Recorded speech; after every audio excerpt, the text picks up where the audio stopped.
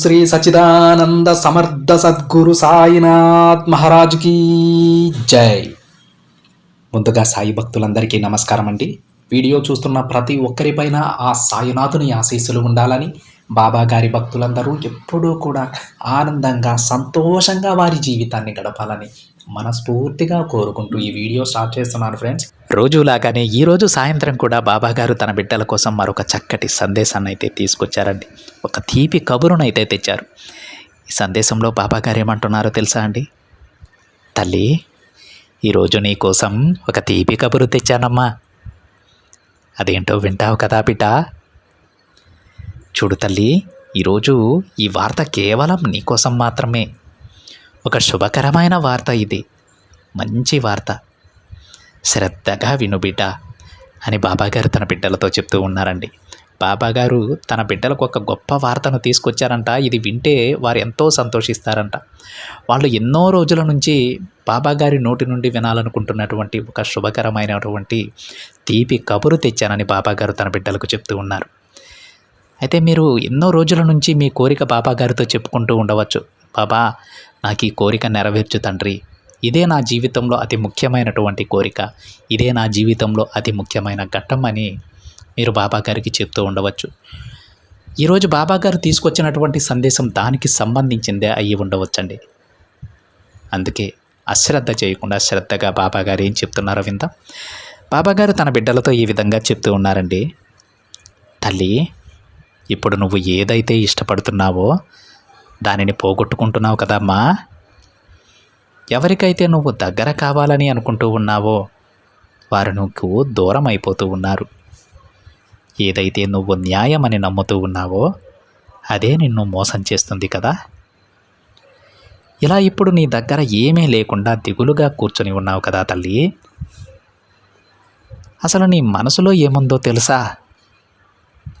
అసలు నేను ఎలా గెలవగలను?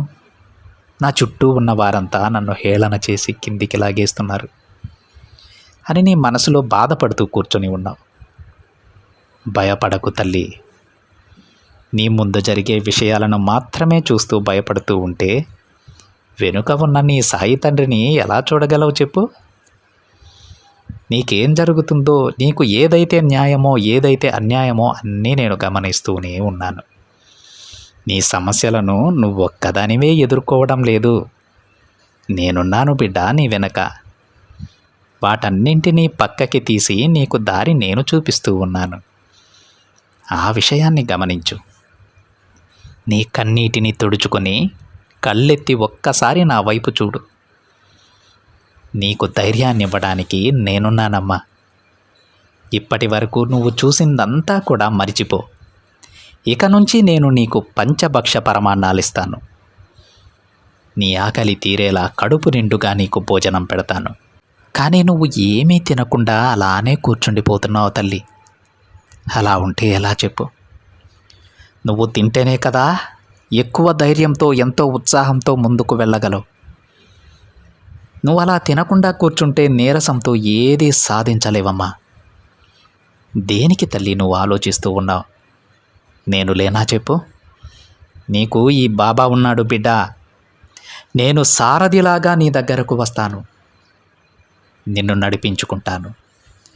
నిన్ను విజయం వైపు నేను తీసుకువెళ్తానమ్మా. నా ప్రియమైన బిడ్డ, నువ్వు అర్జునుడివి. నీ దుఃఖాన్ని తరమడానికి నా బలంతో నా సైన్యంతో పోరాడుతున్న అర్జునుడివి నువ్వు. ఒక్కసారి కళ్ళు తెరిచి చూడు. నేనే కృష్ణుడిని. నేను నీకు బలంగా తోడుగా ఉన్నప్పుడు ఎవ్వరూ నిన్ను తాకలేరమ్మా. నువ్వు దేని గురించి ఆలోచించాల్సిన పని లేదు. నువ్వు విజయం సాధించడానికే పుట్టావు బిడ్డ. నా మనసు అనే రథంలో నిన్ను భద్రంగా ఉంచితే నీకు జయం రాకుండా ఎలా ఉంటుంది చెప్పు? చూడమ్మా, ఒక్క నిమిషం నువ్వు కళ్ళు మూసుకొని నీ బాబాని ధ్యానిస్తే నీ కళ్ళల్లో ఒక ముసలి వ్యక్తి కనిపిస్తూ ఉన్నారు కదా. నిజమే కదా బిడ్డ? అది ఎవరో తెలుసా? నీకెంతో ఇష్టమైన నీ బాబానే. నీ తండ్రిని తల్లి నేను. నీకు ధైర్యాన్నిచ్చే స్నేహితుణ్ణి నేను. నీకు చెడు తలపెట్టాలి అని అనుకునే వారికి గుణపాఠం చెప్పే గురువుని నేను. నా అనుమతి లేకుండా ఈ ప్రపంచంలో ఒక్క ఆకు కూడా కదలదు. అది నీకు కూడా తెలుసు కదమ్మా. మరి ఇంత బలమైన నేను నీ పక్కన ఉంటే నువ్వెందుకు తల్లి భయపడుతూ ఉన్నావు? నా బిడ్డలు భయపడవచ్చా? వెనకడుగు వేయవచ్చా తల్లి? సరే బిడ్డ, ఇప్పటి వరకు జరిగిందేదో జరిగిపోయింది. ఇక నువ్వు దేని గురించి బాధపడకు, దేని గురించి ఆలోచించకు. నీ బాబా చెప్పాడు కదా, ఎప్పుడూ నీతోనే ఉంటానని. ఆ విషయం మాత్రమే నువ్వు గుర్తుపెట్టుకో. ఇక రెట్టింపు ఉత్సాహంతో నీ ప్రయత్నాన్ని కొనసాగించు బిడ్డ. ఎప్పుడూ బాధపడకు. చూడమ్మా, ఇప్పుడు నీ కష్టాలు నీకు పెద్దవిగా కనిపించవచ్చు, కానీ నాకు తెలిసినంత వరకు అవి చాలా చిన్నవి. అన్నీ నేను మారుస్తాను తల్లి. నువ్వు నా ప్రియమైన బిడ్డవి. నీ కష్ట సమయంలో నీకు ఎలాంటి దారి దొరకక అల్లాడిపోతుంటే, నా సాయం కోసం నువ్వు పరితపిస్తూ ఉంటే, కష్టాల్లో ఉన్న నిన్ను చూసి నా హృదయం కరిగిపోతూ ఉందమ్మా. నీకు మంచి చేయడానికి నేను మెరుపు వేగంతో నీ దగ్గరకు వస్తాను తల్లి. నా ఈ మాటలు నీకు చెప్పడానికి నిన్ను వెతుక్కుంటూ వచ్చాను. ఇక ఆనందంగా ఉండు. ఏదో ఒకటి ఆలోచిస్తూ దిగులుగా కూర్చోకు బిడ్డా. నువ్వు నా ద్వారకా మాయలో అడుగుపెట్టినా, నా నీడలో నువ్వు జీవించినా చాలు. నీకు సిరి సంపదలు నేను కలిగిస్తాను. నీకు వ్యతిరేకంగా ఇక్కడ ఏదీ కూడా జరగదమ్మా. నేను అస్సలు జరగనివ్వను. నేను ఇప్పుడు నీతో లేకుండా దూరంగా ఉన్నానని బాధపడుతూ ఉన్నావా? తల్లి, నేను ఎప్పుడూ కూడా నిన్నే చూస్తూ ఉన్నాను. నువ్వు కేవలం నడుస్తావు బిడ్డ, అంతే. నీ కాళ్ళకి దారి చూపేది నేను. ఆ దారిని కూడా నేనే తల్లి. నీ దారిలో నీకు బాధని ఇచ్చేది నేనే. ఆ బాధలో నీకు కన్నీరు వస్తే వాటిని తుడిచేది కూడా నేనే. సరే, ఇక నీ దుఃఖాలన్నీ వదిలేసి ప్రశాంతంగా జీవించు. ఎందుకంటే బిడ్డ, నీకు తీయని తేనె లాంటి కబుర్లు నీ చెవికి చేరేలా చేస్తానమ్మా. ఇక నీకు కావలసిన మంచి మంచి వార్తలు వింటూ ఆనందంగా ఉండు. నా మనసారా నిన్ను ఆశీర్వదిస్తున్నాను. ఇక నువ్వు ఆనందంగా సుఖంగా ఉంటావు తల్లి. నీకు ఎలాంటి పరిస్థితులు ఎదురైనా భగవంతునిపై నమ్మకాన్ని కోల్పోకు. నేను చెప్పినట్టుగానే నువ్వు మంచి తీపి కబురు వింటావు తల్లి. అది నేనే స్వయంగా నీకు చేరవేస్తాను.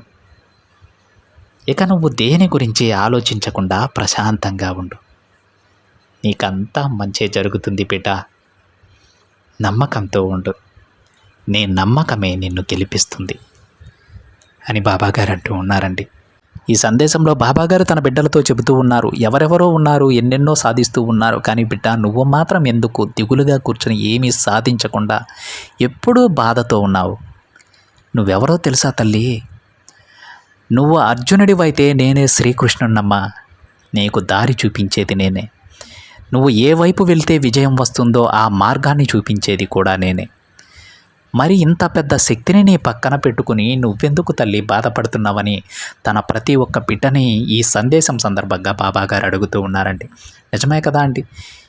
ఎలాంటి తోడు లేకపోయినా సరే మనకున్న శక్తి సామర్థ్యాలతో మనం ఏ పనినైనా సాధించుకోగలగాలి. అలాంటిది బాబాగారి స్వయంగా మన పక్కన ఉండి మనల్ని నడిపిస్తూ ఉంటే ఆ విషయాన్ని మనం గుర్తించలేకుండా మనం ఎప్పుడూ కూడా బాధపడుతూ కూర్చొని ఉంటూ ఉన్నాం. బాబాగారు ఎన్నో విధాలుగా ప్రయత్నిస్తూ ఉన్నారు తన బిడ్డలకు తన గురించి తెలియజెప్పుకోవడానికి. నేను నీ పక్కనే ఉన్నానమ్మా, నేను దూరంగా లేను, నేను ఎక్కడో లేను, నేను ఎక్కడున్నా సరే నిన్నే చూసుకుంటూ ఉన్నాను, నేను నీ పక్కనే ఉండి నీ చెయ్యి పట్టుకొని నేను నడిపించుకుంటూ ఉన్నాను తల్లి, నన్ను గమనించు, నన్ను గుర్తించు అని బాబాగారు చెప్తూ ఉంటే, ఇంతగా చెప్తూ ఉంటే ఎందుకంటే మనం పట్టించుకో, ఎందుకు మనం పదే పదే ఒకే విషయం గురించి ఆలోచిస్తూ ఉంటాం? బాబాగారు నాతో ఉన్నారా లేరా, నా సమస్యలు చెప్పుకోవడమేనా, ఆయన అసలు తీరుస్తారా లేరా అనేటువంటి ఈ సందేహాలు ఎందుకు వస్తాయి? మనం భగవంతుణ్ణి పూజిస్తే అది నిష్కల్మషమైనటువంటి భక్తి అయి ఉండాలి. అంటే ప్రతిఫలాన్ని ఆశించకూడదు. నేను బాబాగారిని పూజిస్తే బాబాగారు నాకు ఇది చేస్తారేమో, ఒకవేళ అలా చేయకపోతే తిరిగి మళ్ళీ బాబాగారి మీద నిందలు వేస్తాం. అది ఎంతవరకు సమంజసం? చూడండి ఫ్రెండ్స్, మనలో ఎవ్వరిమైనా సరే ఎప్పుడైతే మన ప్రయత్న లోపం లేకుండా ప్రయత్నిస్తూ ఉంటామో, ఎలాంటి ప్రతిఫలం ఆశించకుండా పనిచేస్తూ ఉంటామో, కేవలం మన సమస్యల నుంచి ఒక మంచి దారి చూపించమని, ఒక పరిష్కారం చూపించమని మనం భగవంతుణ్ణి ప్రార్థిస్తూ ఉంటామో, అలాంటి వారికి మాత్రమే భగవంతుడు తోడుంటాడు. మిగతా వాళ్ళకు కూడా సహాయం చేస్తారండి, కానీ ముందుగా ఈ బిడ్డలని చూస్తారు. ఎందుకంటే వాళ్ళు అన్ని భారమంతా వెత్తి భగవంతుని పైన వేసేయరండి. వాళ్ళ ప్రయత్నం ముందు వాళ్ళు చేస్తారు, వాళ్ళ శక్తికి మించి కష్టపడతారు. మరి మనమే ఆలోచించాలి, ముందు పని వాళ్ళకి జరగాల, మనకి జరగాల? ఎవరైతే కష్టపడతారో వాళ్ళకే ముందు పని జరగాలండి. బాబాగారు కూడా అదే చేస్తారు. ఏ బిడ్డలైతే వారి శక్తికి మించి కష్టపడుతూ ఉంటారో, ఇక నా వల్ల కాదు తండ్రి, నేను అలసిపోయానని ఆ సందర్భంలో మాత్రమే బాబాగారు దిగి వస్తారు. వాళ్ళకి తప్పకుండా తన చేతులతో ఆ బిడ్డ చెయ్యిని పట్టుకొని ఇక వాళ్ళకి ఎలాంటి కష్టం తెలియనీయకుండా బాబాగారు ముందుకు తీసుకువెళ్ళిపోతారు, ఆ కష్టాన్ని దాటించేస్తారు. కానీ మనలో చాలామంది మనం ఏం చేస్తుంటామండి, మనం ఏ ప్రయత్నం చేయం, ఏదో చిన్న ప్రయత్నం చేస్తాం, దాంట్లో విఫలమైపోతాం, మళ్ళీ బాబాగారి దగ్గరికి వెళ్ళిపోతాం. బాబా, నేను ఈ పని చేశాను, నేను దీంట్లో విజయం సాధించలేకపోయాను, మీరేం చేస్తున్నారు, మీరు నాకు ఎలాంటి సాయం చేస్తున్నారని అన్నీ కూడా బాబాగారి పైన నిందలు వేసేస్తూ ఉంటాం. మీకు అనిపిస్తూ ఉండవచ్చు, మీకు చాలా బోరింగ్గా ఉండవచ్చు ఇలా చెప్తూ ఉంటే, కానీ ఇది అక్షరాల నిజమండి. ఎవరైతే దీనిని గ్రహిస్తారో వాళ్ళు ఎప్పుడూ నిరంతరం కష్టపడుతూనే ఉంటారు. వాళ్ళు ఏదైతే లక్ష్యాన్ని నిర్దేశించుకున్నారో ఆ లక్ష్యం కోసం పోరాడుతూనే ఉంటారు. బాబాగారి మాటలు ఎవరికైతే అర్థమవుతాయో వాళ్ళిక ఎప్పుడూ వెనక్కి తిరిగి చూడరు, బాబాగారిని సహాయాన్ని అర్థించరు. మనం సహాయం చేయమని బాబాగారిని వేడుకోవాల్సిన పని లేదండి. మనం నిష్కల్మషంగా పనిచేస్తూ ఉంటే, ప్రయత్నిస్తూ ఉంటే బాబాగారే సహాయం చేస్తారు. తన బిడ్డలను ఎప్పుడూ కూడా ఆయన వదలరండి, వాళ్ళ పక్కనే ఉంటారు. అర్థమైందా ఫ్రెండ్స్? ఈ రోజుతో ప్రతి ఒక్క బాబా బిడ్డకి కూడా బాబాగారు చెప్పిన ఈ సందేశంలో ఉన్న అంతరార్థం అర్థమవ్వాలని, బాబాగారి ప్రతి బిడ్డ వారు అనుకున్న ప్రతి పనిలో విజయం సాధించి వారి చుట్టూ ఉన్న వాళ్ళకి కూడా ఆదర్శప్రాయంగా నిలబడాలని మనస్ఫూర్తిగా నేను కోరుకుంటున్నాను ఫ్రెండ్స్. ఇది ఏ ఒక్క బిడ్డకో కాదు, ప్రతి బిడ్డ బాబాగారిని ఎవరైతే పూజిస్తూ, బాబాగారిని ఎవరైతే ధ్యానిస్తూ ఉన్నారో అలాంటి ప్రతి బిడ్డ ఎంతో సంతోషంగా ఉండాలని నేను కోరుకుంటూ ఉన్నాను. బాబాగారు ఈ సందేశంలో మరొక మాట కూడా చెప్పారండి. తల్లి, నువ్వు ద్వారకామాయి వచ్చినా లేదంటే నా నీడలో ఉన్నా సరే నీకు సిరి సంపదలు కలుగుతాయి. ఎప్పుడు నన్నే ధ్యానిస్తూ ఉన్న నీకు మంచి జీవితాన్ని నేను ప్రసాదిస్తానని తన బిడ్డలకి సందేశం సందర్భంగా బాబాగారు చెప్తూ ఉన్నారు. ఇక మీరు దేని గురించి ఆలోచించకండి ఫ్రెండ్స్, ప్రశాంతంగా ఉండండి. బాబాగారు నాతోనే ఉన్నారనేటువంటి ఒక దృఢమైనటువంటి నమ్మకంతో ఉండండి, విశ్వాసంతో ఉండండి. మీకు ఏదైనా సందేహం ఉంటే మీ చుట్టూ ఉన్నటువంటి కొంతమంది బాబా భక్తులను అయితే మీరు ఒక్కసారి గమనించండి ఫ్రెండ్స్. నేను ఇప్పటికే చాలాసార్లు చెప్పున్నాను, బాబాగారి భక్తులు ఎలా ఉంటారో తెలుసా అండి? చాలా ప్రశాంతంగా ఉంటారు, చాలా కోటీశ్వరులై ఉంటారు, లక్షాధికారులై ఉంటారు. వాళ్ళు ఏదైనా పని తలపెడితే ఖచ్చితంగా పని జరిగిపోతుంది. అదంతా కూడా బాబాగారి ఆశీర్వాదమే. వాళ్ళు ఎప్పుడూ బాబాగారి పైన నిందలు వేయరండి. బాబాగారు నాకు అది చేయలేదు, ఇది చేయలేదు అని చెప్పేసి వాళ్ళు ఎప్పుడూ చెప్పరు. వాళ్ళకున్న దాంట్లో బాబాగారికి పెడతారు తెలుసా? అన్నదానం రూపంలో లేని వాళ్ళకి కడుపు నింపుతూ ఉంటారు. అలాంటి వారు ఎవరైనా ఉంటే వాళ్ళు ఒక్కసారి గమనించండి, వాళ్ళని ఒకసారి అడగండి, మీరు ఎందుకు ఇలా ఇంత సంతోషంగా ఉన్నారు, ఎందుకు ఎలా ఏ విధంగా బాబాగారు మిమ్మల్ని కరుణిస్తూ ఉన్నారని వాళ్ళ మాటలు వింటే మీకే అర్థమవుతాయి. ఎప్పుడైతే మన మనస్తత్వం కూడా అలానే ఉంటుందో మనల్ని కూడా బాబాగారు అదే విధంగా ఆశీర్వదిస్తారు. అందులో ఎలాంటి సందేహం లేదండి. మీ చుట్టూ ఉన్నటువంటి బాబా భక్తులు ఎంత మంచి స్థాయిలో ఉన్నారో దానికంటే మంచి స్థాయి దేనిపైన ఆధారపడి బాబాగారు ఇస్తారో తెలుసా? మీ మనసు పైన ఆధారపడి, మీ మంచితనం పైన ఆధారపడి, మీ దగ్గర సహాయం పొందే ఆకలితో ఉన్నటువంటి ఎంతోమంది అభాగ్యుల పైన ఆధారపడి మీకు ఒక గొప్ప జీవితాన్ని ప్రసాదిస్తారు. అర్థం కాలేదా అండి? మీరు బాగుంటేనే మీ చుట్టూ ఉన్నవాళ్ళు బాగుంటారు అని ఎప్పుడైతే బాబాగారికి అనిపిస్తుందో, మీది దానగుణం, ఈ తల్లి ఎప్పుడూ కూడా, ఈ బిడ్డ చేయి ఎప్పుడూ కూడా ఒక అన్నపూర్ణాదేవి చేతిలాగా నిండు కుండలా ఉండాలని బాబాగారు భావిస్తారు. ఆ రోజు నుంచి మీకు ఎలాంటి లోటు ఉండదండి. మిమ్మల్ని బాగా చూసుకుంటే మీరు మీ చుట్టూ ఉన్న వాళ్ళను బాగా చూసుకుంటారని బాబాగారికి అనిపించినప్పుడు మీకు ఏ లోటు చేయరు. మీరు ఎప్పుడూ కూడా 10 మందికి పెట్టే స్థాయిలోనే ఉంటారు, కానీ ఒకరి దగ్గర చేయి చాపే స్థాయికి మిమ్మల్ని ఎప్పుడూ కూడా బాబాగారు తీసుకురారు. ఈ ఒక్క విషయాన్ని అర్థం చేసుకోండి. ఇక దేని గురించి మీరు ఆలోచించాల్సిన పని లేదు. మీ జీవితాన్ని మీరే మార్చేసుకుంటారు ఫ్రెండ్స్. ఇదండి ఈరోజు బాబాగారు తన బిడ్డలకు ఇచ్చినటువంటి ఒక అద్భుతమైనటువంటి సందేశం. బాబాగారి ఈ సందేశం కనుక, ఈ మాటలు కనుక మీరు నమ్ముతున్నట్లయితే తప్పకుండా వీడియోకైతే ఒక చిన్న లైక్ చేయండి ఫ్రెండ్స్. మరింతమంది మన బాబాగారి భక్తులకైతే ఈ సందేశాన్ని షేర్ చేయండి. మొదటిసారిగా ఛానల్ని చూస్తున్న వాళ్ళు మాత్రం తప్పకుండా సబ్స్క్రైబ్ చేసుకొని పక్కనే ఉన్న బెల్ ఐకాన్ని యాక్టివేట్ చేయండి. మరొక బాబాగారి సందేశంతో మరొక వీడియోలో కలుద్దాం. అంతవరకు ఓం సాయిరామ్.